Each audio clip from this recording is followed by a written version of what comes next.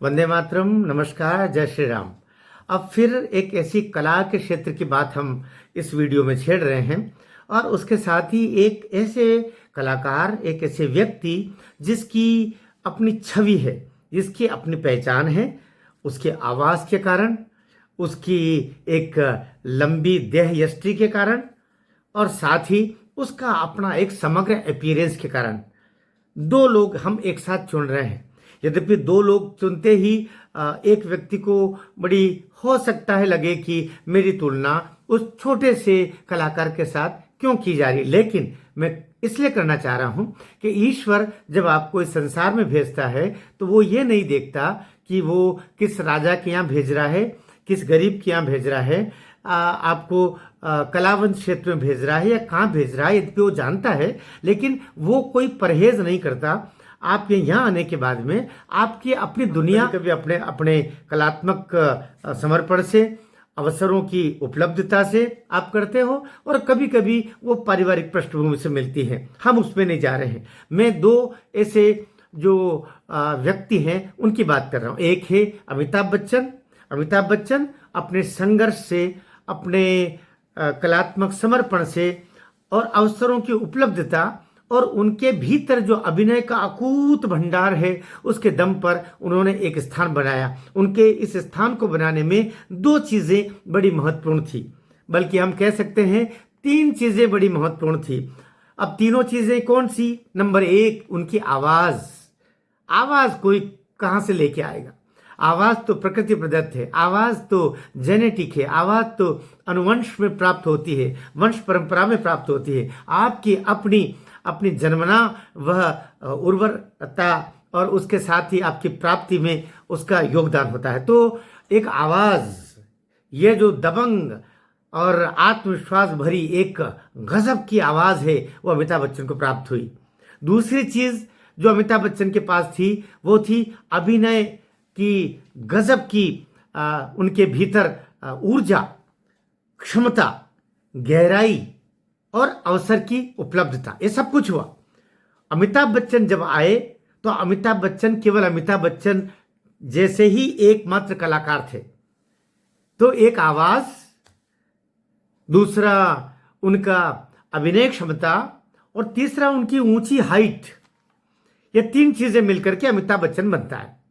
अभिनय की उनका अलहदापन, साथ ही उनकी आवाज का सबसे सबसे सबसे बिरलापन और साथ ही उनकी बहुत अलग तरीके की अन्य सामान जो राजेश खन्ना और अन्य उनके साथ के हीरो थे उनके सामने बहुत ऊंची हाइट, इन तीन चीजों ने मिलकर के अमिताभ बच्चन बनाया। यद्यपि एक चौथा भी योगदान था और वो योगदान था एक बहुत अच्छी उस समय अपने पत्नी के रूप में, अपनी अर्धांगिनी के रूप में प्राप्त करना, वो थी जया भादुड़ी, जो आगे चल के जया बच्चन बनी। मैं अभी के जया बच्चन की बात नहीं कर रहा हूं, मैं अभी के जया भादुड़ी की बात नहीं कर रहा हूं, वरना आप लोग मुझसे नाराज हो जाएंगे कि किस शूर्पणखा का जिक्र आपने अभिनेत्री के रूप में कर लिया। मैं मजाक की बात कर रहा हूं।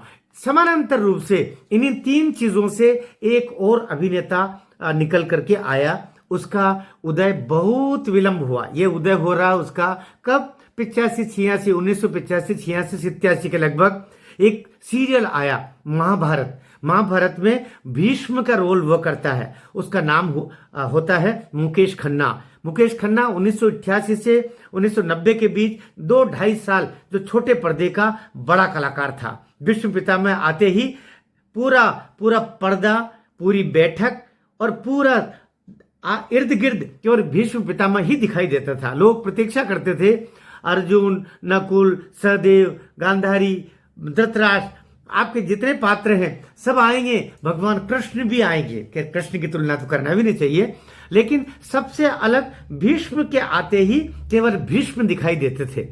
और उसका कारण मुकेश खन्ना जैसे व्यक्तित्व का होना।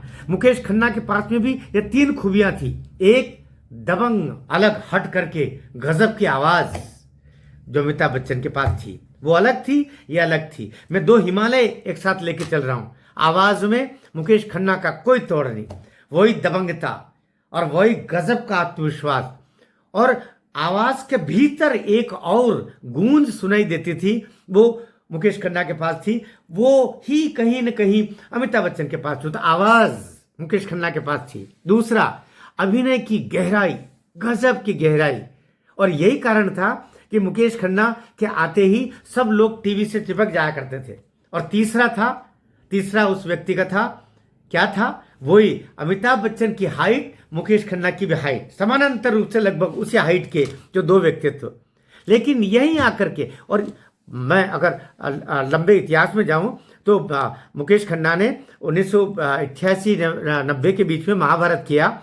फिर उसके बाद में एक छवि ऐसी बन गई, उस छवि को तोड़ने के लिए ही फिर वो कभी शक्तिमान खुद ही लेकर के आए 1997 से 2005 तक। और शक्तिमान भी टीवी सीरियल इतना लोकप्रिय हुआ कि घर घर में शक्तिमान देखने वाले बच्चों की लाइन लग गई। शक्तिमान के कार्टून्स बनने लगे। शक्तिमान को देखने के लिए बड़े लोग तक बैठा करते थे, बच्चे तो छोड़िए। तो शक्तिमान के रूप में भी वो घर घर पहुंचे, पहले भीष्म पितामह के रूप में, फिर शक्तिमान के रूप में। फिर कुछ फिल्में आई, हेरा फेरी 2000 में पुलिस कमिश्नर बनते हैं, बरसात एक फिल्म आई, बॉबी देओल के पिता बनते हैं, राजा फिल्म आई, राणा महेंद्र प्रताप सिंह गढ़वाल वाले बनते हैं, तहलका फिल्म आई 1992 में, मेजर कृष्णराव बनते हैं, सौगंध फिल्म में चौधरी सारंग बनते हैं 1900। और अभी एक 1925 में उनकी फिल्म आई विश्व गुरु, लेकिन कब आई कब चली गई। इसमें ऋषि कश्यप का रोल वो अदा करते हैं, बाकी छोटे मोटे कलाकार हैं। लेकिन फिल्मों में उनके साथ में दोगलापन हुआ। फिल्मों में उनको लेने से कुछ लोगों को पेट में दर्द शुरू हो गया। कारण कि एक उनका नाम आते ही, भले ही वो सामने उस समय भीष्म पितामह का रोल नहीं कर रहे हैं, लेकिन महाभारत का सुमन आता है, भीष्म पितामह का सुमन आता है। इतनी सुमर्ति भी कई लोगों को तकलीफ देती थी, तथाकथित जो बहरूपीय फिल्म इंडस्ट्री में बैठे हुए, इसलिए उनको फिल्मों में लेने से पालाबंदी लोगों ने करना शुरू किया। और ये पालाबंदी करने में कौन थे? यही थे आपके करण जौहर, यही थे आपके शाहरुख, सलमान, फलाना कितने अरबाज बर्बाद, सलीम, कितने खान हैं, खानों की खान है बिल्कुल। उनको तकलीफ होती थी क्योंकि ये सनातन संस्कृति, सनातन परंपरा और सनातन व्यक्तित्वों की एक परिचायक के रूप में कई मुकेश खन्ना दिखाई देते थे। उनकी शब्दावली में भी वही रूप था, इसलिए इनको बहुत नियोजित तरीके से आउट करना शुरू किया। लेकिन ये आउट करने के बावजूद भी मुकेश खन्ना की अपनी पहचान है। अब थोड़ी बहुत विवाद तो होते हैं, जैसे कहते हैं कि कहीं एक दो जगह संकेतों में और ऐसे भी कहा अमिताभ बच्चन ने कि मुकेश खन्ना मेरी नकल करते हैं। अरे आवाज तो जैसे तुम्हारी आवाज है, तुम्हारे माता पिता की दी हुई, मुकेश खन्ना के पास वही आवाज है। तुम हाइटेड हो तो मुकेश खन्ना भी हाइटेड है, अभिनय तुम्हारे पास में है। तुम शराबी का रोल तुमने फिल्मों में किया होगा, ये एक ऋषि का रोल कर रहा है मुकेश खन्ना। तो सबकी अपनी अपनी महारत है। मैं सोचता मुकेश खन्ना कि आज भी फैन फीलिंग्स बहुत लंबी है और उनको कभी भी ऐसा नहीं सोचना चाहिए कि वो भारतवर्ष में फिल्म इंडस्ट्री में अभिनय में अकेले हैं। आपको वीडियो ठीक लगा हो तो इसे मुकेश खन्ना तक पहुंचाइए, हो सके तो अमिताभ बच्चन के मोबाइल तक भी पहुंचाएं, उनको भी लगे कि प्रतिस्पर्धा करें, लेकिन ऐसी न करें कि आप बड़े हैं दूसरे सब छोटे हैं। इसलिए इस वीडियो को खूब शेयर करें, वायरल करें। अच्छा लगा हो तो नीचे टिप्पणी भी करें, मेरा आपसे आग्रह है। भारत माता की जय।